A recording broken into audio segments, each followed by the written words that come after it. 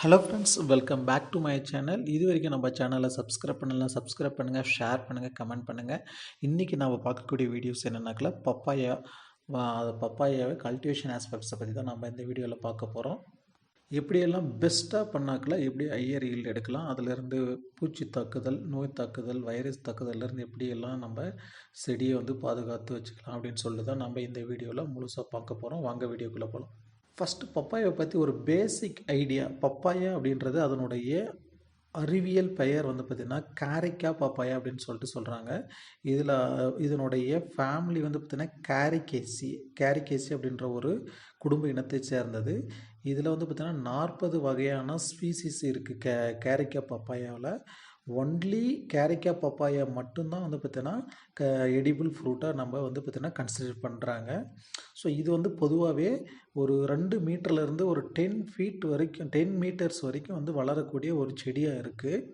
ஹைப்ரிட்ஸை வந்து இருந்தாக்கில் வந்து வளர்ச்சி வந்து கம்மியாக இருக்கும். அதே நாட்டி வெரைட்டியாக இருந்தால் ரொம்ப ஹைட்டாக வளரும். இதனுடைய ஆரிஜின் அப்படின்னு சொல்லிட்டு பார்த்தீங்கன்னா, ஃபஸ்ட்டு இந்த பிளான்ட் எங்கே வந்து பார்த்தீங்கன்னா இதனுடைய இது கண்டுபிடிச்சாங்க அப்படின்னு சொல்லிட்டு பார்த்தீங்கன்னா சென்ட்ரல் அமெரிக்காவில் இதனுடைய ஆரிஜினாக இருக்குது. இது எந்தெந்த ஏரியாவில் எந்தெந்த கிளைமேட்லாம் கல்டிவேஷன் பண்ணலான்னாக்கல ட்ராபிக்கல் சப்ட்ராபிக்கல் ரீஜன்ஸில் ரெண்டுத்துலேயுமே கல்டிவேஷன் பண்ணலாம். நல்லா வளரக்கூடியது. இதுக்கு வந்து அதிகமான சூரிய வெளிச்சம் வந்து தேவைப்படும். நீங்கள் வந்து ஷேடில், அதாவது இன்டர்கிராப்பாக இந்த மாதிரி கோகனட்டில் இதிலெல்லாம் பண்ணுற போது வளர்ச்சி அதிகமாக இருக்கும், ஈல்டு கம்மியாக இருக்கும். ஸோ நீங்கள் ஓப்பன் ஃபீல்டில் பண்ணுறீங்கன்னா நல்லாவே ஈல்டு எடுக்கலாம். சரி, ஓகே. இதில் வந்து என்னென்ன இம்பார்ட்டன்ட் வெரைட்டிஸ் ஹைப்ரிட்ஸ் எல்லாம் வந்து பார்த்தீங்கன்னா கல்டிவேஷன் பண்ணிகிட்டு இருக்காங்க அப்படின்னு சொல்லிட்டு பார்த்தீங்கன்னா, வாஷிங்டன் அப்படின்னு சொல்லிட்டு ஒரு வெரைட்டிஸ் இருக்குது, கோர்ன் ஹனி டியூ அப்படின்னு சொல்லிட்டு இருக்குது, பூசா டார்ஃப் இருக்குது, பூசா மெஜஸ்டிக் இருக்குது. இதெல்லாம் வந்து பார்த்தீங்கன்னா ஐஏஆர்ஐயில் வந்து ரிலீஸ் பண்ண வெரைட்டி. பூசா நந்தா அப்படின்னு சொல்லிட்டு ஒன்று இருக்குது, தாய்வான் இருக்குது.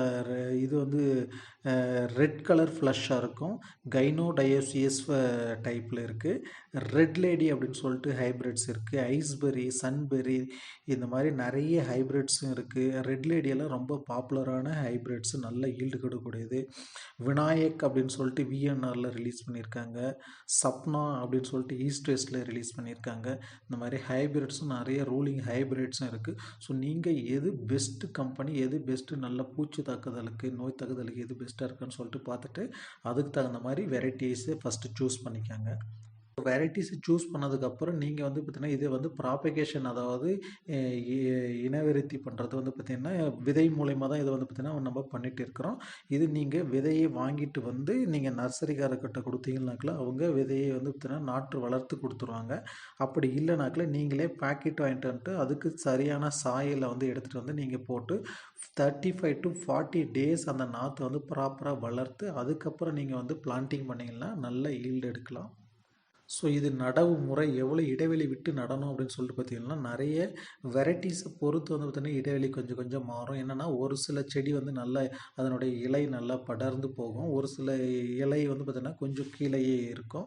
ஸோ அதுக்கு தகுந்த மாதிரி ஸ்பேஸ், அதாவது இடைவெளி வேறுபடும். பொதுவாகவே 2 மீட்ரு இன்ட்டு 2 மீட்டர், ஒரு செடிக்கு செடி 2 மீட்டர், ஒரு லைனுக்கு லைன் 2 மீட்டர் இடைவெளி விட்டு நட்டிங்கன்னா நல்லா ஸ்பேஸிங் கிடைக்கும். உங்களுக்கு மருந்து ஸ்ப்ரே பண்ணுறதுக்கு, ஹார்வெஸ்டிங் பண்ணுறதுக்கு எல்லாத்துக்குமே நல்லா ஸ்பேஸ் கிடைக்கும். ஸ்பேஸ் இருக்கிற அளவுக்கு உங்களுக்கு வந்து நல்ல சைஸும் நல்லா வரும், சூரிய வெளிச்சம் நல்லா படும், காய் மேலே நல்லா பூ நல்லா செட் ஆகும். ஸோ அந்த மாதிரி நீங்கள் பண்ணிக்கலாம். அப்படி இல்லைன்னா 1.5 மீட்டர் இன்ட்டு 1.5 மீட்டர் ஸ்பேஸிங் கொடுக்கலாம், 1.8 மீட்டர் இன்ட்டு 1.8 மீட்டர் ஸ்பேஸிங் கொடுக்கலாம்.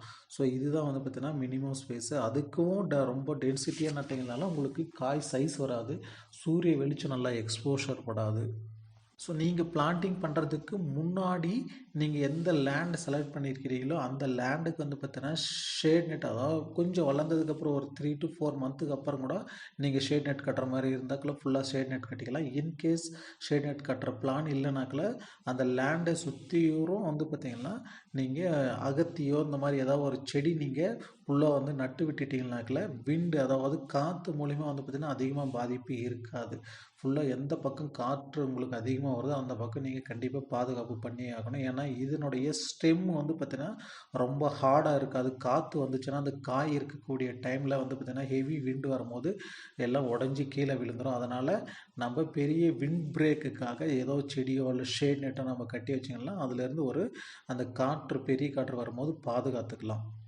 நீங்கள் பப்பாயா பிளான்டேஷன் பண்ணதுக்கப்புறம் வந்து பார்த்தீங்கன்னா இதில் இன்டர் கிராப்பாக வந்து பார்த்தீங்கன்னா நீங்கள் அதனுடைய பார்டர் ஏரியா ஃபுல்லாக மேரிகோல்டு கல்டிவேஷன் பண்ணணும். செண்டு மல்லி நாற்று வந்து நீங்கள் பிளான்டிங் பண்ணிங்கன்னாக்கில் அது வந்து பார்த்திங்கன்னா அது ஒரு அட்ராக்ஷன் கிராப் அப்படின்னு நம்ம சொல்லலாம். இதுக்கு பப்பாயாவுக்கு வரக்கூடிய பூச்சி எல்லாமே வந்து பார்த்திங்கன்னா அதை வந்து பார்த்திங்கன்னா சாப்பிட்டு அந்த இடத்துல இனவிருத்தி பண்ணுறதுனால அதிகமான தாக்குதல் வந்து பார்த்திங்கன்னா பப்பாயாவுக்கு இருக்காது. ஸோ அதனால் பார்டரில் நீங்கள் மேக்ஸிமம் மேரிகோல்டு கல்டிவேஷன் பண்ணுங்கள். ஃப்ரூட் ஃப்ளை ட்ராப் வைங்க. ஒரு பப்பாயா கல்டிவேஷன் பண்ணதுக்கப்புறம் நீங்கள் ஃப்ரூட் ஃப்ளை ட்ராப்ஸ் வைங்க. எல்லோ ஸ்டிக்கி ட்ராப்பு நிறைய இடத்துல கட்டி விடுங்க. ஸோ இதெல்லாம் ஒன் ஆஃப் த நம்ம பெஸ்ட்டை வந்து பார்த்திங்கன்னா நேச்சுரலாக நம்ம கண்ட்ரோல் பண்ணக்கூடிய அதனுடைய பாப்புலேஷனை கண்ட்ரோல் பண்ணக்கூடிய ஒரு மெத்தடு. ஏன்னா நீங்கள் எல்லாத்துக்குமே வந்து கெமிக்கல் ஸ்ப்ரே பண்ணிகிட்டே இருக்க முடியாது. இந்த மாதிரி நீங்கள் கொஞ்சம் பயாலஜிக்கலாக போனீங்கன்னா உங்களுக்கு பெஸ்ட்டு ஸ்ப்ரேனுடைய அளவும் குறையும், கெமிக்கல் ஸ்ப்ரே பண்ணக்கூடிய அளவு குறையும். அது மட்டும் இல்லாமல் நம்மளுக்கு செடி வந்து ஹெல்த்தியாக இருக்கும்.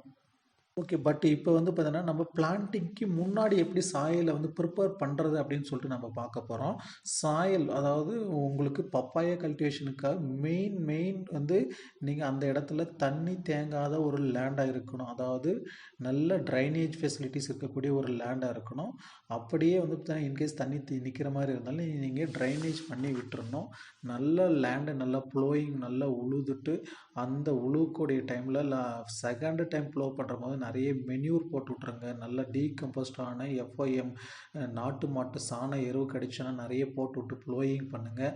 அதுக்கப்புறம் லாஸ்ட் ப்ளோயிங் பண்ணுற போது நீங்கள் Pseudomonas, trichoderma viride, neem cake இது மூணுத்தையும் நல்லா மிக்ஸ் பண்ணி தூவி விட்டுட்டு ப்ளோயிங் பண்ணி விட்டுருங்க. ஏன்னா சூடோமோனாஸ், ட்ரைகோடர்மா விரிடி போட்டங்கனாக்கில் நம்மளுக்கு நிலத்தில் இருக்கக்கூடிய தேவையில்லாமல் ஹார்ம்ஃபுல் ஃபங்கல் பாக்டீரியல் இன்ஃபெக்ஷன் இருந்தாலும் அதனுடைய தாக்குதலை வந்து அழிச்சிரும்.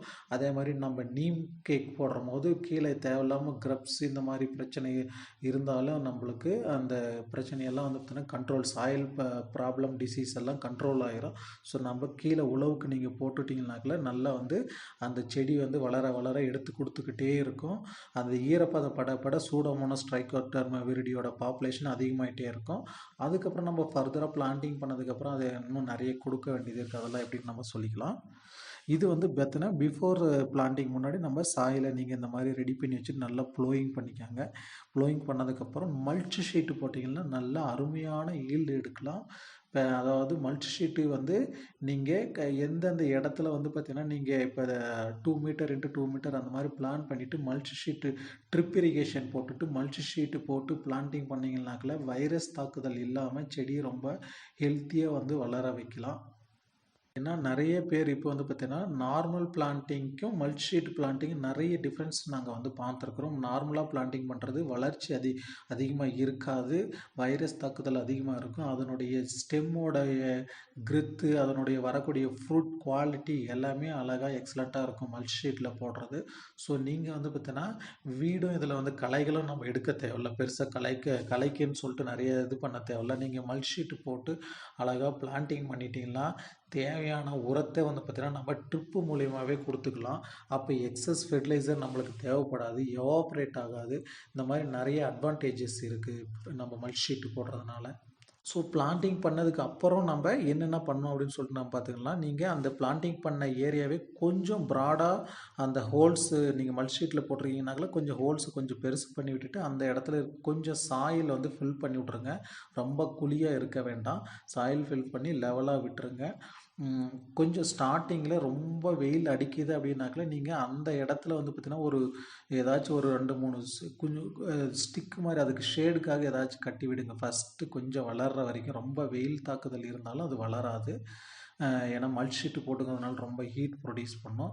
அந்த மாதிரி டைமில் நீங்கள் என்ன பண்ணுறீங்கன்னா கொஞ்சம் அந்த இடத்துல வந்து பார்த்திங்கன்னா ஏதோ ஒரு சும்மா ஒரு கொஞ்சம் அந்த நிழலுக்காக ஸ்டிக்கை ஏதோ கொஞ்சம் போட்டு வளர விட்டுட்டிங்கன்னா அது டக்குன்னு வளர ஆரம்பிச்சிடும். நீங்கள் 20 டேஸ்க்கு அப்புறம் இம்மிடியேட்டாக நீங்கள் ஹியூமிக் ஆசிட் வந்து பார்த்தீங்கன்னா ட்ரன்ச்சிங் கொடுக்கணும். ட்ரிப்பு போட்டிருந்தீங்கன்னா ட்ரிப்லே கொடுத்துருங்க.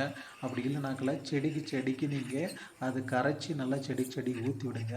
அதுக்கப்புறம் 30 டேஸ்க்கு அப்புறம் வந்து பார்த்தீங்கன்னா ஃபிஷ் அமிலம், மீன் அமிலம், இதை வந்து பார்த்தீங்கன்னா நீங்கள் மீன் அமிலம் ப்ளஸ் பஞ்சகாவியோட சேர்த்து நீங்கள் ரெண்டுத்தையும் ட்ரன்ச்சிங் கொடுத்தீங்கன்னா செடியோட வளர்ச்சி நல்லாயிருக்கும், நல்ல ரூட்டு நல்ல ஃபார்ம் ஆகும்.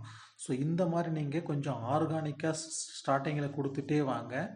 அதுக்கப்புறம் வந்து கெமிக்கல் நம்ம ஃபெர்டிலைசர் அப்ளை பண்ணிக்கலாம். ஏன்னா பப்பாயை பொறுத்த வரைக்கும் நீங்கள் ஆர்கானிக் ப்ளஸ் கெமிக்கல் போனீங்கன்னா தான் நல்ல ரிசல்ட் எடுக்க முடியும், நல்ல ஈல்டு எடுக்க முடியும், நல்ல குவாலிட்டியான ஃப்ரூட் எடுக்க முடியும்.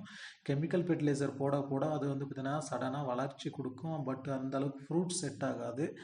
நீங்கள் 30 டேஸ்க்கு அப்புறம் இந்த மாதிரி பஞ்சகாவியா ஃபிஷ் அமிலம் கொடுத்துட்டு 40 டேஸ்க்கு அப்புறம் வந்து பார்த்தீங்கன்னா seaweed extract, amino acids, fulvic acid இந்த மாதிரி மினரல் காம்பினேஷனாக இருக்கக்கூடிய ஆர்கானிக் ஃபெர்டிலைசரை வாங்கிட்டு வந்து, ஏன்னா நிறைய இப்போ கிரானுவல் ஃபார்முலேஷன்லலாம் வந்துட்டு இருக்குது சீவீடு எக்ஸ்ட்ராக்டெல்லாம், அதை வாங்கிட்டு வந்து நீங்கள் டைலூட் பண்ணிவிட்டு அதை ட்ரிப்பு வழியாவோ இல்லை நீங்கள் நான் சொன்ன மாதிரி செடி ஊற்றி விட்டுட்டிங்கன்னா செடி நல்லா ஹெல்த்தியாக வளர ஆரம்பிச்சிடும்.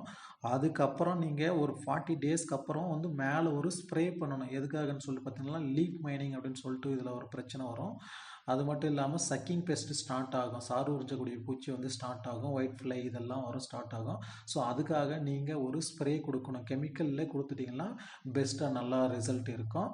நீங்கள் அதுக்கு என்னன்னு சொல்லிட்டு பார்த்துட்டு கொடுத்துடலாம். நாம் நெக்ஸ்ட் வீடியோவில் பெஸ்ட் அண்ட் டிசீஸ்க்குன்னு சொல்லிட்டு ஃபுல்லாகவே ஒரு வீடியோ போட போகிறோம், என்ன கெமிக்கல் எதுக்கு அடிக்கணும் அப்படின்னு சொல்லிட்டு.